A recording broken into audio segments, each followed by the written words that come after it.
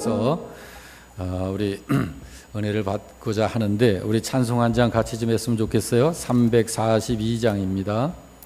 342장.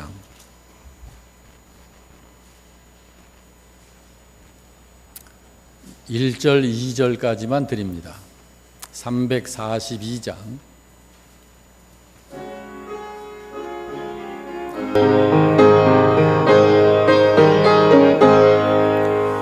너 시험을 당해 죄 짓지 말고 너 용기를 다해 온 물리쳐라. 너 시험을 이겨 새 힘을 얻고 주 예수를 믿어 늘 승리하라. 우리 구주의 힘과 그의 위로를 빌라. 주님 내 편에 서서 항상 1절만 다시 한번 1절. 너 시험을 당해 죄 짓지 말고 너 용기를 다해 온 물리쳐라. 너 시험을 이겨 새 힘을 얻고 주 예수를 믿어 늘 승리하라. 우리 구주의 힘과 그의 위로를 빌라. 주님 내 편에 서서 항상 도우시리. 아멘. 믿음 좋은 어느 며느리가 아직 믿지 않는 시어머니를 모시고 신앙생활을 합니다. 혼자서 모질게 시집살이를 받으면서도 며느리는 시어머니를 위해서 눈물로 기도를 합니다. 우리 어머님도 예수님 믿고 구원받게 해주세요 하나님. 기도할 때마다 며느리가 부른 찬송이 방금 우리가 부른 그 찬송이에요. 너 시험을 당해 범죄치 말고. 그러던 어느 날 며느리가 다니는 교회에서 신방원 성도들이 시어머니에게 전도를 했습니다. 어머님, 예수님 믿으세요. 며느님이 늘 어머님 위해서 눈물로 기도하시잖아요. 그러니까 시어머님이 하시는 말씀이 쟤는 나쁜 며느리예요. 기도한다고 하면서 제가 무슨 노래를 부르는데 지 시험이 이기자는 노래만 부르는 거예요. 아니 무슨 노래를 부르는데요? 그러니까 흉내를 내면서 시어머니가 노래를 부르는데 너 시험일 당해 범죄치 말고 너 용기를 다해 곧 물리쳐라. 너 시험일 이겨 내 새 힘을 얻고 주 예수를 믿어 늘 승리해라. 그 노래를 부른다는 거예요. 여러분 너 시험일 이겨. 자, 이런 일이 간혹 있을 수 있어요. 그렇죠? 우리들의 마음은 늘 주님을 향한 그 믿음의 깨끗한 마음인 줄 아시죠? 오늘도 옆 사람과 인사하십시다. 주 안에서 화평케 하는 성도 되세요. 시작. 한 번 더. 주 안에서 화평케 하는 성도 꼭 되세요. 지난 시간에는 마음이 청결한 자는 복이 있나니 그들이 하나님을 볼 것이며 라는 말씀을 들었죠. 마음이 청결한 자, 한번 따라서 합시다. 마음이 청결한 자. 자, 오늘은 화평케 하는 자에 대해서 보려고 그럽니다. 주 안에서 화평케 하는 신자. 여러분, 마음의 청결, 그거하고 오늘 살펴보고자 하는 이 화평은 서로 연결되어 있는 복이에요. 그렇지만 이 둘은 마치 형과 동생처럼 순서가 있습니다. 형이 먼저죠. 동생은 나중이고요. 이 마음의 청결과 화평이라고 하는 것은 그렇게 순서가 정해져 있는 거예요. 야고보서 3장 17절 말씀을 보면 이런 말씀이 있습니다. 다 같이 오직 위로부터 난 지혜는 첫째 성결하고 다음에 화평하고 관용하고 양순하며라고 그러죠. 자, 첫째 성결하고 이건 마음의 청결을 말해요. 그 다음에 화평을 말하고 있어요. 자, 이 무슨 말씀이냐면 마음의 청결에서 나오는 화평이 진정한 화평인 것이다. 그 얘기예요. 마음의 청결함이 없이 하는 화평은 진정한 화평이 아니다. 그런 의미입니다. 여러분, 왜 마음의 청결함이 없이 하는 화평은 진정한 화평이 되지 못하는 걸까요? 그건 여러분, 주님께서 이 말씀을 하신 의도를 알게 될 때 이해가 됩니다. 이 말씀을 이해하기 위해서 먼저 알아야 할 것은 여기 예수님께서 말씀하신 화평이 어떤 화평인가를 봐야 해요. 예수님이 그냥 화평이라고 말씀을 했는데 이 말씀을 예수님이 의도하신 성경 전체의 관점에서 이 화평을 봐야 합니다. 여기 화평케 한다, 화평케 하는 자, 화평케 한다라고 하는 이것은 우리가 사회생활을 하면서 생기는 가족관계의 화평이라든지 또는 인간관계에서의 화평이라든지 또는 국가 간의 관계에서의 화평을 이야기하신 것이 핵심이라기보다는 그런 화평이라기보다는 하나님과의 화평을 이야기하는 거예요. 하나님과의 화평. 그러니까 이 말씀은 아직 하나님과 화평이 이루어지지 않은 사람들을 하나님과 화평하게 하는 사람은 복 있는 사람이다. 그런 말입니다. 왜 하나님과의 화평을 이야기하신 것이냐 하면 하나님과 화평이 이루어지지 않은 사람들의 화평이라고 하는 것은 지금 그것이 화평이라 할지라도 지금 그것이 평화라 할지라도 그 평화의 본질은 어떤 유익이 보장되어 있어야만 어떤 유익이 전제되어 있어야만 되어지는 화평이에요. 그러니까 상당히 조건적인 것이죠. 그러므로 그런 화평은 지극히 일시적이고 조건적인 화평인 것입니다. 다른 말로 이야기를 하면 진정한 화평은 사람에게서 나오지 않는다는 이야기예요. 진정한 화평은 사람에게서 나오는 것이 아니고 하나님에게서 시작이 되어지는 것이다. 그 의미를 담고 있는 거예요. 하나님에게서 나오는 그 화평으로 화평하는 화평이 되어야 진정한 화평이 되는 것이다 라는 말씀입니다. 여기 화평케 하는 자는 복이 있다 하신 이 말씀은 하나님과 화평이 이루어지지 않은 사람들이 하나님과 화평하도록 하는 그 일을 하는 사람을 이야기하는 거예요. 이제 이해가 좀 되셨죠? 좀 인식을 하시고 오늘 말씀을 이어서 보시길 바랍니다. 여러분, 어떤 사람들을 하나님과 화평하도록 하는 일을 하는 그걸 뭐라고 그럴까요? 우리가 어떤 사람들을 하나님과 화목하도록 하는 그 일을 하는 것을 우리가 쉽게 뭐라고 그러죠? 전도라고 그래요. 전도. 그래서 그 일을 통해 그 전도를 통해서 하나님과 화목이 아직 이루어지지 않은 사람이 그 어떤 사람이 하나님과 화목이 이루어지게 되면 하나님과 화평이 이루어지게 되면 그걸 뭐라고 그러나요? 그걸 하나님과 화목이 이루어졌다 그러죠. 그걸 다른 말로는 또 뭐라고 그러죠? 하나님과 화목이 이루어졌다. 문제 해결이 됐다. 죄 용서가 됐다. 주님을 이제 아는 자가 되고 주님으로 인정하고 모신다라고 하는 그걸 구원이라고 그래요. 구원이라고 그래요. 자, 그러면 여러분 그 일을 할 수 있는 사람이 누굴까요? 그건 구원받은 성도, 여러분과 저와 같은 이런 상태에 있는 구원받은 신자가 그 일을 할 수 있는 거예요. 지금은 그 사람이 누굴까요?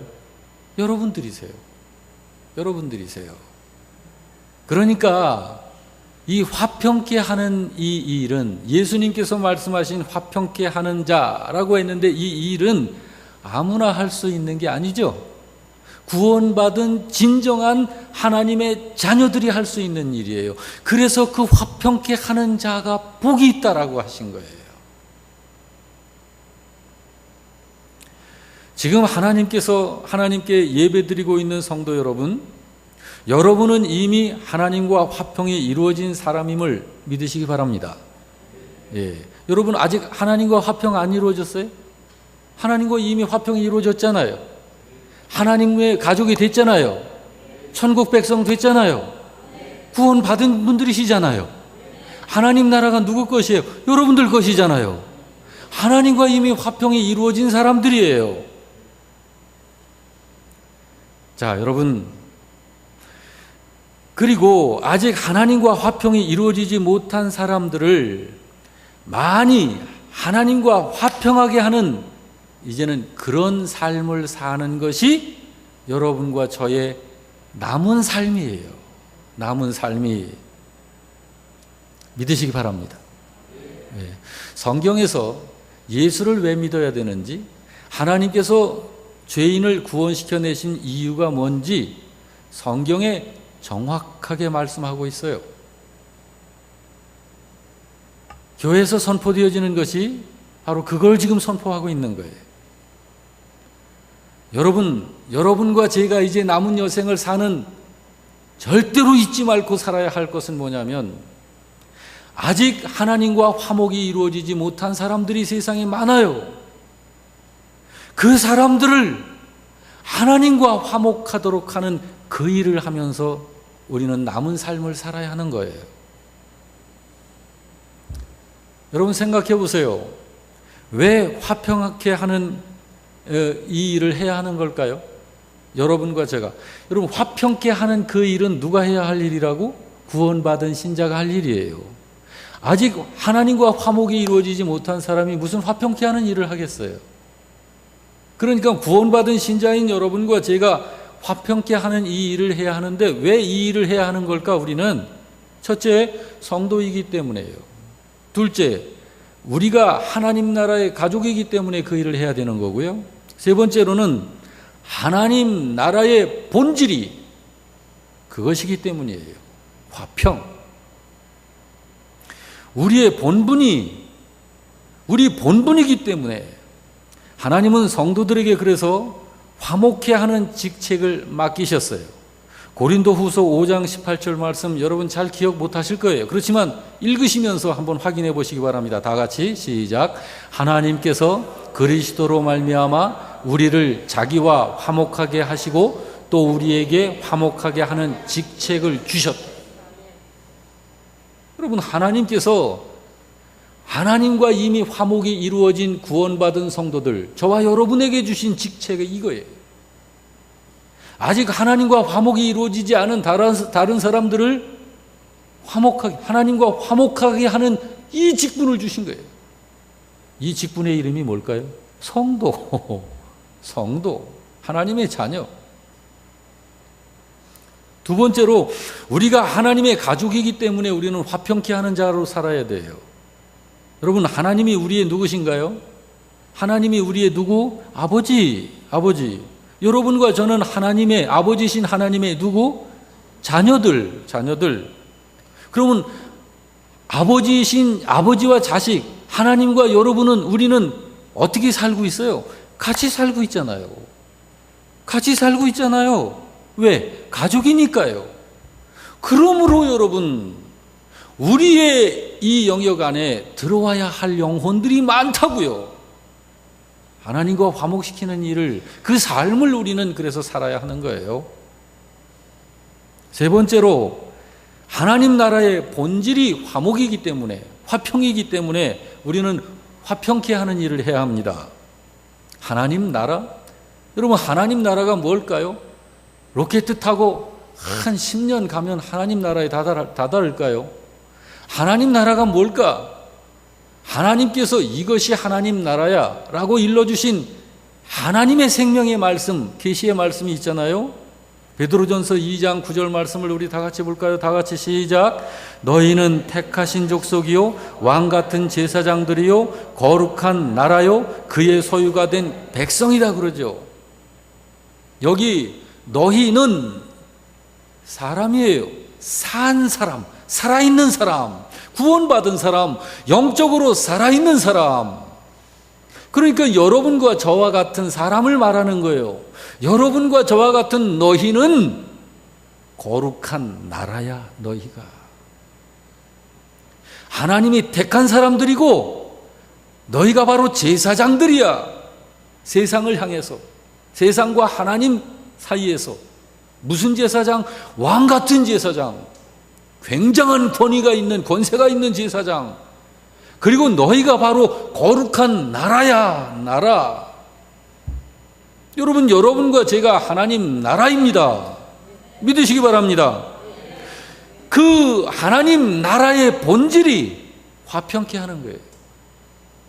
여러분과 저를 구성하고 있는 본질이 화평이라고 하는 본질이 있는 거예요.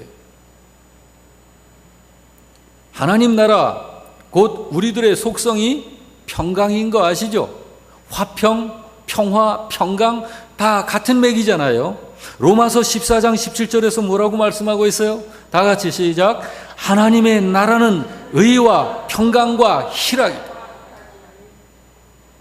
이게 하나님 나라의 본질이에요. 여러분과 저의 존재적, 우리의 관계적, 우리의 삶의 본질이라.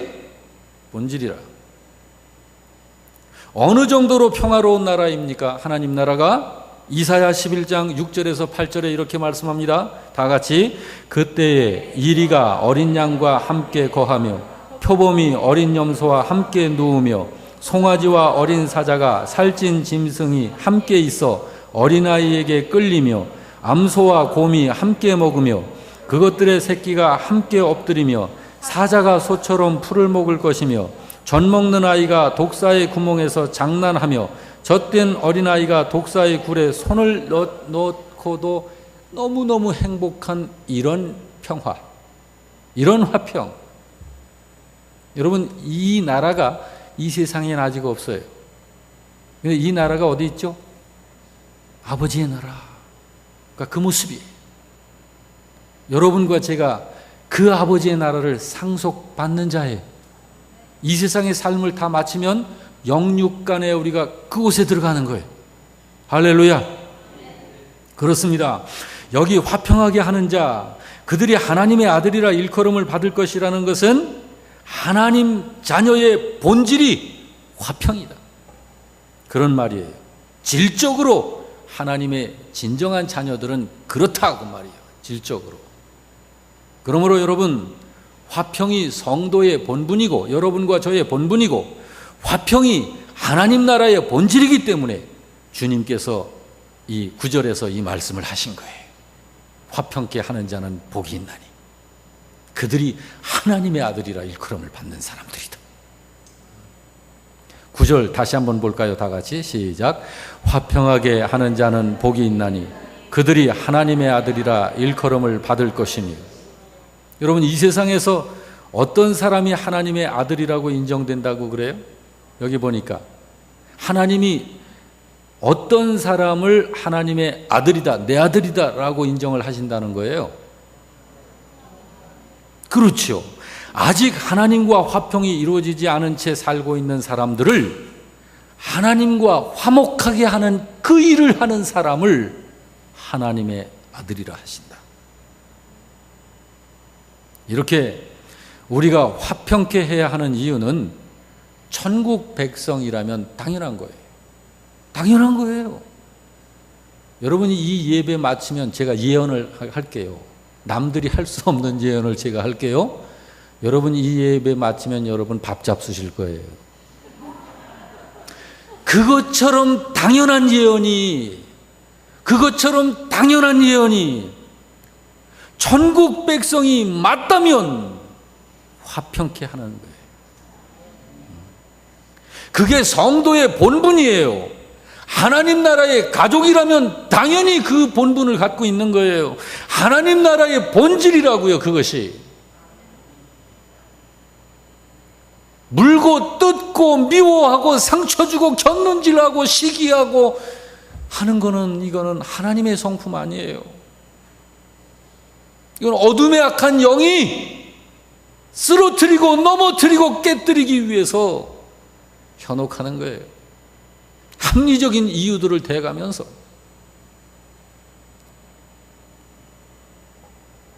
여러분, 우리는 이유 없이, 조건 없이 우리는 화목해야 합니다. 어디서 화목해야 할까요? 우리는 어디서 화평해야 할까요? 여러분 각자의 가정에서 화목한 가정 만드십시오.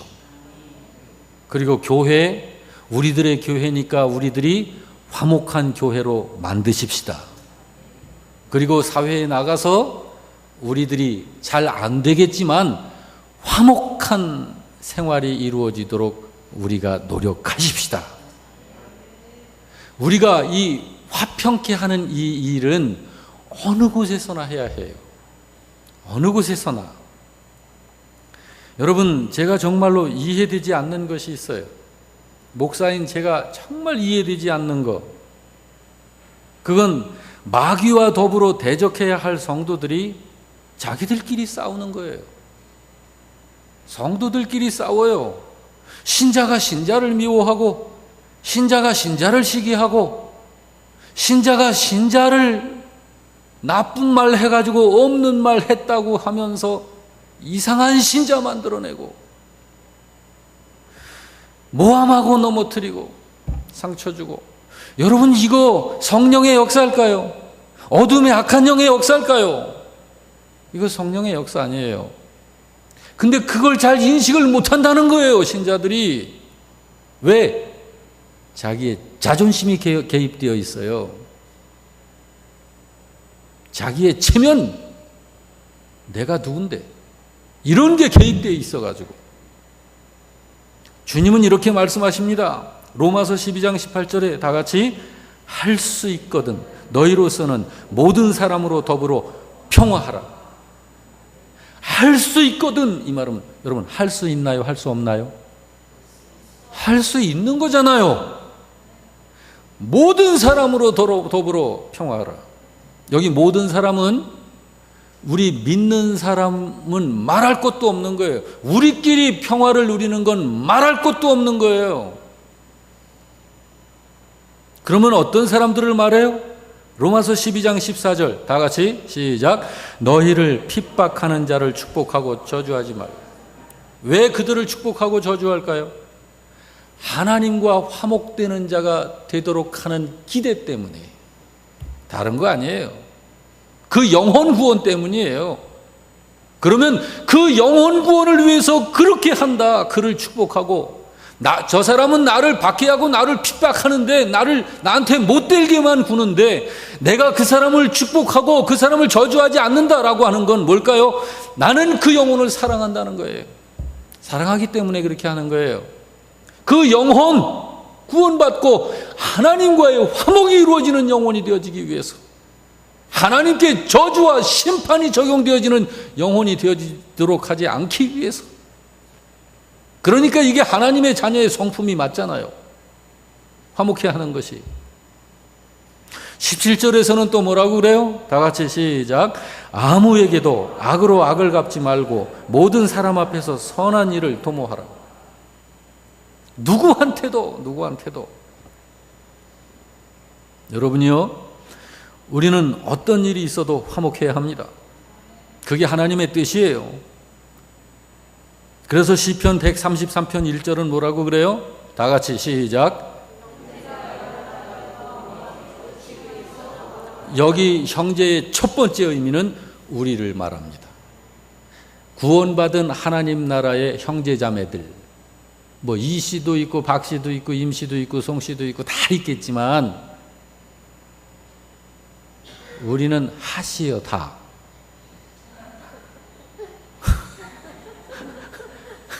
예씨가 될 수도 있어요. 우리는 저를 따라 합시다. 우리는 한 가족. 우리는 한 가족. 우리는 한 식구. 왜 식구예요? 왜 식구? 네, 그렇단 말이에요. 그리고 우리 신자들 간의 화평을 넘어서서 우리 이웃 사람들과도 화평하는 것으로 나아가야 돼요. 누구하고도? 이웃 사람, 모르는 사람하고도. 저는 그게 잘 안 돼요. 하고 싶은데 왜 잘 안 되느냐면 남들이 저를 보면 괜히 긴장해요. 뭐 자기 잡으러 온 것도 아닌데. 그리고 처음 만난 사람인데 괜히 저기서 막 뛰어와요. 그러고 제 앞에서 90도 인사를 팍 하면서 변호사님 어서 오십시오. 막 그래요. 가끔. 제가 목사처럼 보여야 되는데. 근데 한 10년 전부터는 제가 목사처럼 보이나 봐요. 어딜 가가지고 사인만 하고 나왔는데 제가 이렇게 돌아섰는데 옆에 있는 사람한테 혹시 저분 목사님 아니세요? 그렇게 묻기도 하고 그래요. 여러분 제가 목사 모습 보이나요? 풍겨요 그런 거? 제가 너무 감사한 일이에요. 저 목사 분위기 풍기는 거 한 10년밖에 안 돼요. 그 전에는 무슨 뭐 검사님이십니까? 뭐 판사님이십니까? 무슨 법 쪽으로 계십니까? 어떤 사람은 또 그래요. 저보고 군인 아니냐고. 제가 군인처럼은 안 생겼죠. 근데 군인이 사실 제 체질이 맞아요. 저 어렸을 때 군인 되고 싶었어요. 왜냐면 이 명령하면 탁 듣고 남도 나한테 말할 때 나는 그 말에 순종하고 이 질서 속에서 움직이는 거. 이거 참 제가 좋아해요. 알아서 해주겠지. 그런데 속 터져요 아주 그냥. 알아서 했으면 좋은데 알아서들 안 해. 그러니까 화딱지에 나 그냥. 그러니까 저는 군인 체질이 좋은데 요즘에는 목사로 봐서 참 좋습니다. 우리 신자들끼리의 간의 화평을 넘어서서 우리 이웃 사람들과도 화평하는 것으로 나가야 돼요. 누가복음에 보면 예수님께서 사마리아촌을 지나가실 때 굉장히 푸대접을 받으세요. 예수님이 어떤 분이신데 예수님을 푸대접하는 사람들이 도대체 누구야 그냥. 근데 사마리아 사람들이 그랬어요. 예수님을 푸대접했다고요. 그러니까 옆에 있던 제자들이 화딱지가 나는 거예요. 아니 우리 선생님이 누구신데 메시아신데 주님이신데 아니 이 인간들이 우리 주님을 푸대접하다니. 그래가지고 화가 나가지고 예수님한테 허락을 하나 받으려고 이야기를 했어요. 뭐라고 얘기했냐면 누가복음 9장 54절이 그거예요. 다 같이 시작. 주여 우리가 불을 명하여 하늘로부터 내려 저들을 멸하라 하기를 원하십니까? 원하십니까? 하고 그때 예수님이 뭐라고 대답하셨을 것 같아요? 참아라 그러셨을까요? 니들 어떻게 그런 내 속을 알고 그런 제안을 했니? 그랬을까요? 아니요. 55절에 예수님이 다 같이 시작. 예수께서 돌아보시며 꾸짖으시더라. 꾸짖으셨어요.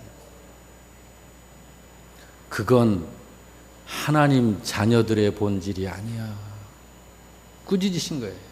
꾸짖으신 거예요. 여러분 화평이 굉장한 거죠?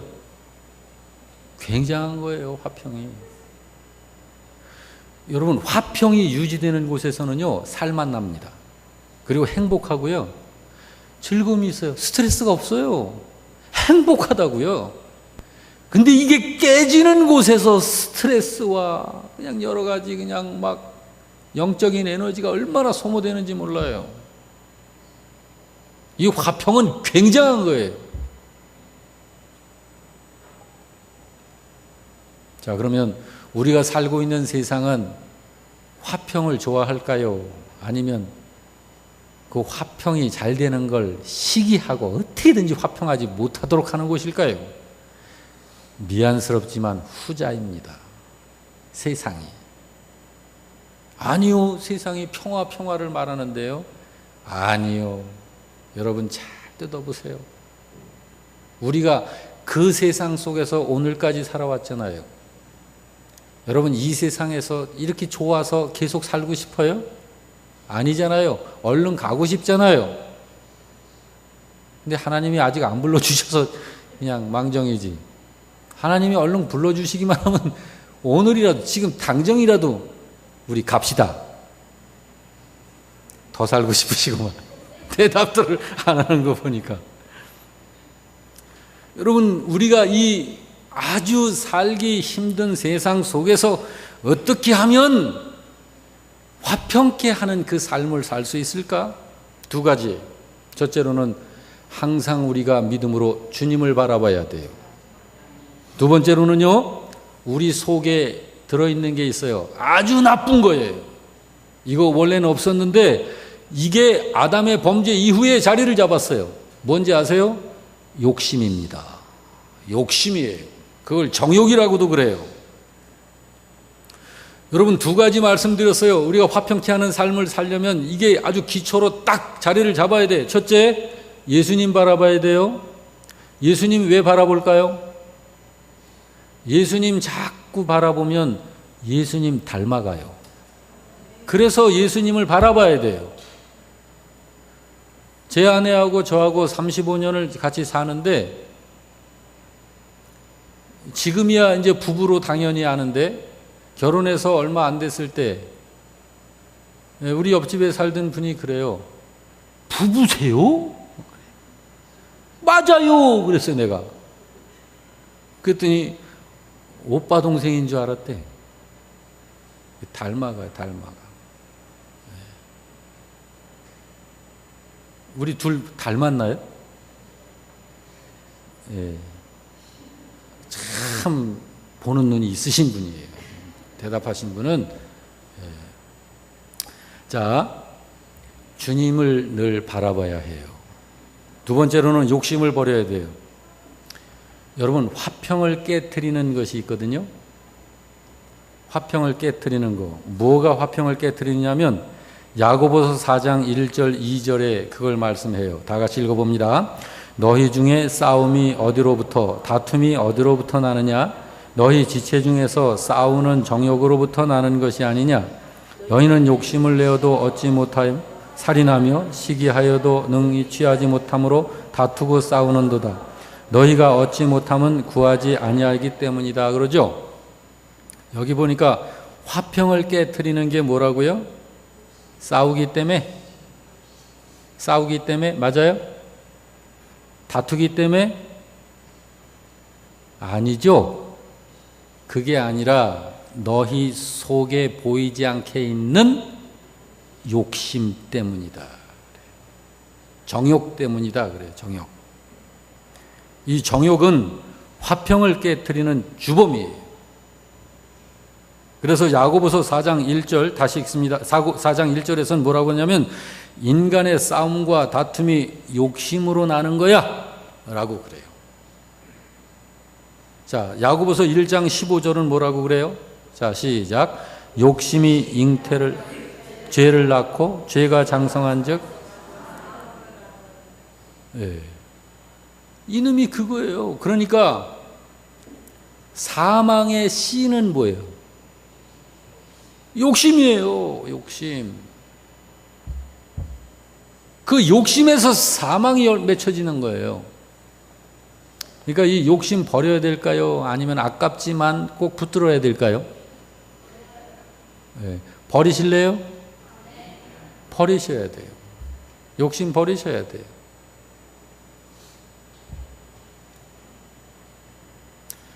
욕심이 우리 한국 사람들은 욕심이 얼마나 많은지 외국 사람하고 차이가 외국 뭐 다 외국이라고 해서 다 그런 건 아니지만 굉장히 약속과 법을 중요시하는 민족적으로 그런 나라가 있어요. TJ 나라가 이제 그런 나라인데 요즘에는 좀 많이 변해가는데요. 그 나라는 세상에는 두 가지 물건밖에 없대요. 내 거 아니면 내 거 아닌 거. 이 두 가지밖에 없대요. 세상에는. 그 사람들이 하는 말이에요. 그런데 한국에는 세 가지래요. 뭔 말이신지 아시죠? 내 거 있고 네 거 있고 네 것도 내 것도 아닌 거 있고. 그러니까 네 것도 내 것도 아닌 거는 누가 임자요? 그러니까 문제가 생기는 거예요.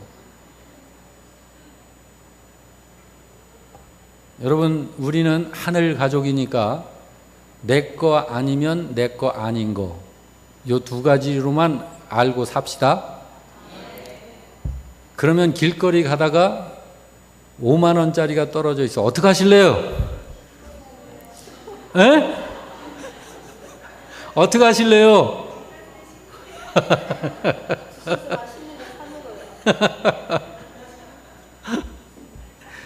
예. 여러분, 정욕을 이기지 않으면 화평한 자가 될 수 없고 화평케 하는 사람 될 수도 없습니다. 주님께서는 우리 마음속에서 이런 화평을 보기를 원하십니다. 주님은 우리의 중심을 보시잖아요. 그러니까 우리 중심 속에서 그 화평을 보기를 원하셔요. 그러므로 여러분, 항상 주님을 바라보시기를 바랍니다. 그리고 욕심을 이기는 성도 여러분들이 되시기를 바랍니다. 그러면, 그래서 화평케 하는 자가 되면, 화평케 하는 자가 자에게 하나님이 주시는 복이 있어요. 그 복이 뭐예요? 9절 다 같이, 화평케 하는 자는 복이 있나니 그들이 하나님의 아들이라 일컬음을 받을 것이며. 하나님의 아들이다, 저 사람은. 누가 그렇게 인정한다는 거예요? 하나님. 근데 하나님이 보실 때 쟤는 믿기는 믿는데 아무리 봐도 내 아들이 아니요. 곤란스럽죠. 그런 사람이 마태복음 7장 21, 22, 23절에 나와요. 집에 가서 찾아보세요. 여러분, 여기 화평케 하는 자는 복이 있나니 그들이 하나님의 아들이라 일컬음을 받을 것이다 라는 이 말씀을 누가 했어요? 예수님께서 하셨어요. 예수님이 하신 이 말씀이라면 그 권위가 얼마나 어떠할까요? 사랑하는 성도 여러분, 예수님이 하신 그 말씀과 같은 맥이 마태복음 28장 19절 20절이 같은 맥이에요. 다 같이 시작. 그러므로 너희는 가서 모든 종족으로 제자를 삼아 아버지와 아들과 성령의 이름으로 세례를 베풀고 내가 너희에게 분부한 모든 것을 가르쳐 지키게 하라라고 그러죠. 여러분, 이게 무슨 일을 하라는 거예요? 하나님과 화평되지 못한 사람을 하나님과 화평시키는 일을 해라. 그 일을 하는 사람에게 내가 세상 끝날까지 함께하리라. 그 삶을 사는 사람이 여러분이시기를 주의 이름으로 축복합니다. 오늘 말씀 생각해 가면서 402